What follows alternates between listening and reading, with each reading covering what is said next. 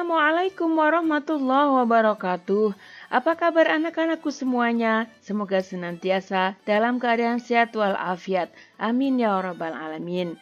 Bertemu kembali dengan Ibu Eni Nurhana dari kelas 4 Abdullah bin Abbas di SD Islam Al-Husna. Hari ini kita akan belajar tema 3, yaitu tentang peduli terhadap makhluk hidup, dan masih di subtema 2, yaitu tentang keberagaman makhluk hidup di lingkunganku. Anak-anakku, sebelum kita mulai belajar, yuk kita membaca doa, memohon kepada Allah Subhanahu wa Ta'ala. Semoga ilmu yang kita dapatkan hari ini membawa manfaat buat kita semuanya. Amin ya rabbal alamin. Yuk kita mulai membaca doa. Bismillahirrahmanirrahim. Rabbi zidni ilma warzuqni fahma. Amin ya rabbal alamin. Nah, sekarang perhatikan penjelasan Bu Guru apa yang akan kita pelajari hari ini ya. Nah, hari ini kita akan belajar muatan IPA KD 3.8, yaitu tentang pemanfaatan hewan sebagai sumber daya alam. Dan juga KD 3.1, yaitu tentang bagian-bagian tubuh hewan dan fungsinya. Kita juga akan belajar muatan IPS KD 3.1 tentang melestarikan sumber daya alam, dan juga belajar tentang ciri dan pemanfaatan sumber daya alam berupa hewan. Dan muatan PKN menjaga keseimbangan alam, sikap bijak terhadap hewan peliharaan, dan juga pelestarian hewan langka. Baik anak-anakku, yuk kita mulai belajarnya. Simak ya, yuk kita belajar dengan hati gembira dan happy. Anak-anak, perhatikanlah apa yang ada di gambar yang Ibu tayangkan berikut ini. Di situ banyak hewan dan tumbuhan di sekitar kita, dan manusia memanfaatkan tumbuhan dan hewan untuk memenuhi kebutuhan hidupnya. Ya, untuk pemanfaatan tumbuhan sudah kita pelajari pada pelajaran yang lampau, dan sekarang kita akan belajar tentang pemanfaatan hewan. Hewan dimanfaatkan sebagai bahan makanan, bahan obat-obatan, dan juga dimanfaatkan tenaganya oleh manusia. Yuk, kita lihat penjelasan dari Bu Guru. Nah, hewan yang dimanfaatkan sebagai bahan pakan diantaranya ada telur puyuh, ya, telur puyuh, kemudian ada telur bebek yang dikonsumsi dijadikan sebagai telur asin, kemudian ada telur yang dimasak sebagai telur balado, dan juga ada telur burung puyuh yang dibuat sebagai sate, ya, sate telur ini. Ini proteinnya sangat tinggi sekali, dan dagingnya dimanfaatkan juga bahan pangan sebagai sate kambing, dan juga untuk rendang. Ya, ini biasanya terbuat dari daging sapi, dan masih banyak lagi pemanfaatan hewan yang digunakan untuk bahan pangan. Nah, selanjutnya pemanfaatan hewan bagi manusia yang diambil tenaganya. Di sini ada kuda yang menjadi penarik andong atau delman, kemudian ada kerbau yang menjadi penarik gerobak, sapi juga penarik gerobak, dan ada unta dan keledai yang digunakan untuk mengangkut barang yang berat. Ada juga gajah yang sering digunakan sebagai pengangkut kayu, dan juga sapi dan kerbau untuk membajak sawah. Ya, selanjutnya pemanfaatan hewan bagi manusia juga digunakan sebagai bahan kerajinan. Ya, kulit dari hewan digunakan untuk kerajinan wayang kulit, dan ada juga dibuat untuk hiasan dinding dari tanduk kerbau dan tanduk rusa, dan ada juga tas, sepatu, ikat piyang dibuat dari kulit ular atau kulit buaya, dan juga ada cangkang dan kerang laut yang sering dimanfaatkan untuk bahan baku hiasan di dinding rumah kita. Ya, itulah diantaranya salah satu pemanfaatan hewan oleh manusia. Dan ada juga pemanfaatan hewan yang digunakan untuk hewan peliharaan. Di antaranya ada ikan koi, ada kelinci, dan juga ada kucing. Ya, sikap kita terhadap hewan-hewan yang kita pelihara, kita wajib untuk memelihara dan merawatnya. Nah, kita berhak memiliki hewan peliharaan tersebut, dan di satu sisi kita juga wajib untuk merawatnya. Ya, ketika kita merawat dengan baik, maka hewan itu akan sehat, ya. Wajib untuk memberikan makan, membersihkan kandangnya, memberikan tempat yang bersih, mengobatinya jika sakit dan juga menyayanginya, ya. Bahkan kalau kita memelihara burung dan lain sebagainya, burung merpati, kita juga harus memberikan pasangannya supaya dia bisa berkembang biak. Nah, bayangkan jika hewan peliharaan kita kotor, pasti akan mengganggu lingkungan dan juga akan sakit. Sangat kasihan sekali. Nah, siapa di antara kamu yang memiliki hewan peliharaan? Harus dijaga dengan baik-baik ya, karena ketika kamu memelihara hewan peliharaan dan kamu tidak memberinya makan, maka kamu bersikap zalim terhadap makhluk Allah. Ya, jadi kalau kamu memeliharanya, maka kamu bertanggung jawab untuk memeliharanya. Nah, hewan-hewan ini berperan dalam menjaga keseimbangan alam, ya. Contohnya kita lihat. Nah, di sini ada rantai makanan, ya. Rantai makanan yang pertama di sini adalah produsen, ya, atau tumbuhan. Tumbuhan tumbuh karena mendapatkan sinar matahari. Kemudian makanan ini tumbuhan ini dimakan oleh tikus dan kemudian tikus dimakan oleh ular dan ular kemudian dimakan oleh burung elang dan burung elang kemudian mati dan dia menjadi diurai oleh pengurai dan dekomposer kemudian dia menyuburkan tanah. Begitulah rantai makanan pada makhluk hidup di sekitar kita. Nah, ketika salah satu dari rantai makanan ini ada yang berlebihan atau kekurangan, maka akan terjadi ketidakseimbangan alam. Contohnya, ular memakan tikus, ya, ular memakan tikus sehingga jumlah tikus di sawah tidak berlebihan. Oleh karena itu, tanaman padi tidak habis dimakan oleh tikus sehingga petani dapat memanen padinya. Nah, ular di sawah tersebut berfungsi menjaga keseimbangan alam, yaitu keseimbangan jumlah tikus dan tanaman padi. Nah, apa akibatnya jika keseimbangan alam tidak terjaga? Sebagai contoh, apa yang akan terjadi jika ular sawah musnah? Jika tidak ada ular sawah atau hilang dari sawah. Nah, maka tikus sebagai hama padi tidak ada pemangsanya lagi. Jadi jumlah tikus akan semakin banyak. Akibatnya tanaman padi akan habis dimakan oleh tikus dan petani tidak dapat memanen padi. Nah, jadi keseimbangan alam itu harus kita jaga agar tidak menimbulkan masalah bagi manusia dan lingkungan. Nah, berikutnya adalah cara kita menjaga keseimbangan alam, yaitu tidak memanfaatkan hewan secara berlebihan karena akan menyebabkan hewan langka bahkan punah. Dan kita juga harus menjaga habitat atau tempat hidup hewan tersebut. Dan kita tidak membeli barang yang berasal dari bagian tubuh hewan langka. Apa saja itu?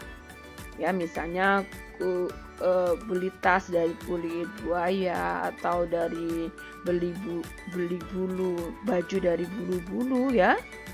Nah, sekarang kita lihat apa sajakah hewan langka yang ada di Indonesia. Ya, di antaranya ada burung cendrawasih ya. Yuk kita amati gambar burung cendrawasih di sini.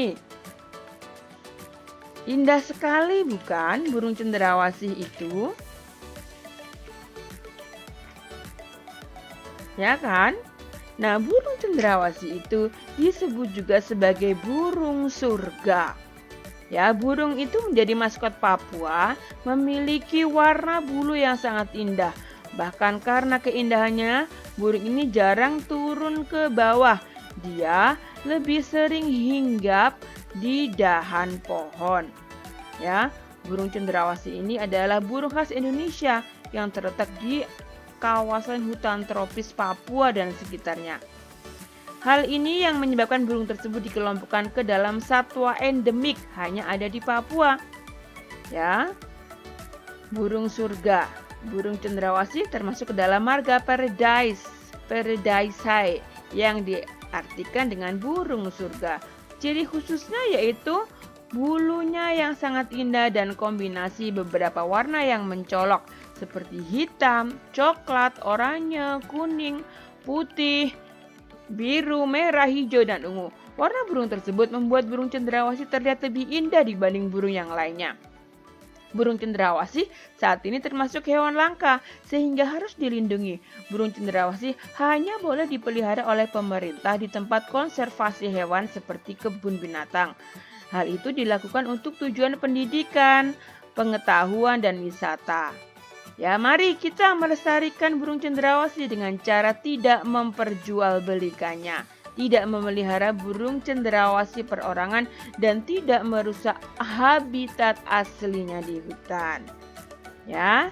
Nah, ada juga hewan lain yang langka yaitu kupu-kupu. Ya, kita lihat ada kupu-kupu sayap burung peri yang juga ditemukan di Papua dan kupu-kupu raja yang ditemukan di Jawa dan Sumatera, juga kupu-kupu trogon yang ditemukan di Kalimantan. Kupu-kupu itu termasuk ke dalam kelompok serangga. Ia memiliki warna yang indah dan cemerlang. Kupu-kupu itu tidak berbahaya bagi manusia. Daur hidupnya dari mulai telur yang melekat di daun, kemudian matang dan menetas setelah 5-10 hari dan menjadi larva atau ulat. Setelah 2 minggu, larva atau ulat membentuk kepompong yang bergelantung di ranting atau daun selama 2-3 minggu. Nah, setelah beberapa waktu, kupu-kupu dewasa keluar dari kepompong. Nah, kupu-kupu ini dikenal sebagai serangga penyerbuk tanaman yang membantu bunga-bunga berkembang menjadi buah. Bagi petani dan orang pada umumnya, kupu-kupu itu sangat bermanfaat untuk membantu penyerbukan tanaman. Nah, kondisi dan karakteristik alam yang berbeda mempengaruhi yang hidup di sekitar wilayah tempat tinggal mereka. Di sekitar wilayah mereka tinggal, ya. Contohnya adalah cicak. Ya, cicak ini mempunyai perekat pada telapak kakinya sehingga dapat merayap di dinding atau di langit-langit rumah. Cicak juga memiliki lidah yang panjang dan lengket sehingga dapat menangkap serangga. Cicak mempunyai ukuran 7-10 cm. Dia dapat memutuskan ekornya untuk melindungi diri. Terdapat beberapa jenis cicak, yaitu cicak rumah, cicak pohon hijau, dan tokek. Cicak pohon hijau dan tokek mempunyai ukuran yang lebih besar dari cicak rumah. Nah, sekarang ini yang dari tadi bergedak-gedak ini adalah kelelawar. Kelelawar itu hidup di tempat yang gelap. Awas, kondisi dan karakteristik alam yang berbeda mempengaruhi jenis hewan yang hidup di sekitar wilayahnya. Ya, awas, perhatikan.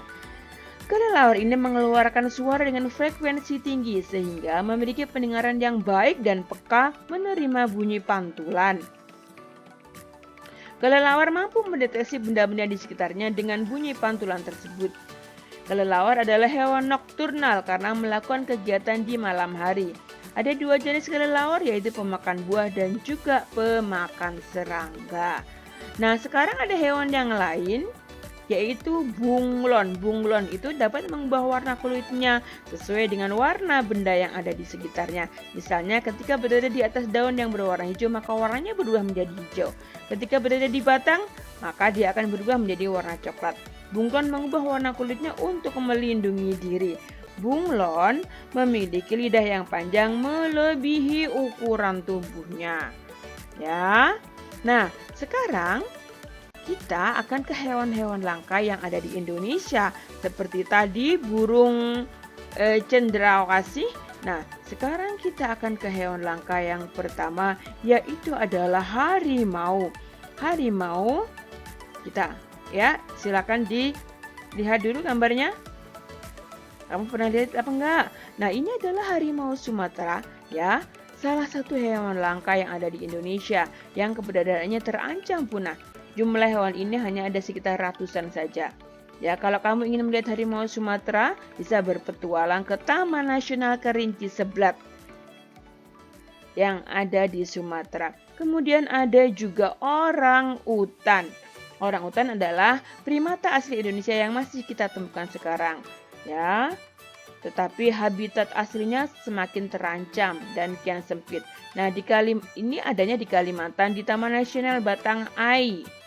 Nah, kemudian ada juga komodo. Komodo adalah hewan asli yang hanya ada di Indonesia. Komodo adalah spesies kadal monitor yang terbesar dan terpanjang di dunia. Ukurannya bisa mencapai 3 meter dengan berat hingga 70 kg. Kita bisa lihat di Taman Nasional Komodo yang ada di Nusa Tenggara Timur. Kemudian ada burung merak. Di burungnya sangat cantik sekali. Hewan ini sangat terkenal karena bulunya yang indah. Ya, kita bisa lihat burung merak di Taman Nasional Baluran dan Taman Nasional Alas Purwo yang ada di Jawa Timur. Kemudian ada hewan langka yang lain di Indonesia adalah badak Jawa. Badak Jawa ini terkenal dengan sebutan badak bercula satu yang merupakan hewan langka di Indonesia. Kita bisa temukan di Taman Nasional Ujung Kulon yang ada di Jawa Barat atau di Banten ya. Kemudian ada juga anoa. Anoa ini hewan yang mirip dengan kerbau, namun ukurannya lebih kecil menyerupai seekor kambing. Setiap tahunnya jumlah hewan ini sangat langka. Dan Sulawesi adalah rumah dari anoa. Ya, kita juga bisa ketemu dengan babi rusa, burung maleo, kuskus dan tarsius. Dan yang terakhir, sebenarnya masih banyak lagi sih yang Bu Guru jelaskan, hanya 7 ini. Ya, penyu ya. Oke. Penyu ini kita bisa lihat di Turtle Park di Serangan yang ada di Bali. Ya, mari kita jaga hewan langka yang ada di Indonesia ini. Nah, ini ada juga gajah di Sumatera dan tadi ya gajahnya ada di Sumatera, Suaka Marga Satwa. Nah, manusia kita wajib melestarikan hewan langka. Pelestarian hewan langka ini dilakukan dengan cara penangkaran hewan langka oleh lembaga yang berwenang. Salah satunya dengan cara mendirikan Suaka Marga Satwa dan Taman Nasional. Dengan melestarikan dan melindungi hewan langka, maka keseimbangan alam dapat terjaga. Nah, anak-anak, berikut ini kita akan belajar ciri dan pemanfaatan sumber daya alam berupa hewan. Ya, ada ayam, ada itik. Nah, ada juga kelinci dan ada ikan. Ya, oke.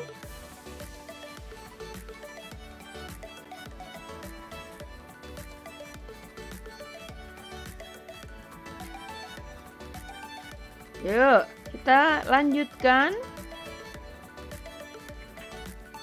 Bu Guru jelaskan dulu sebentar ya tentang hewan-hewan ini. Ayam ini tinggal di darat.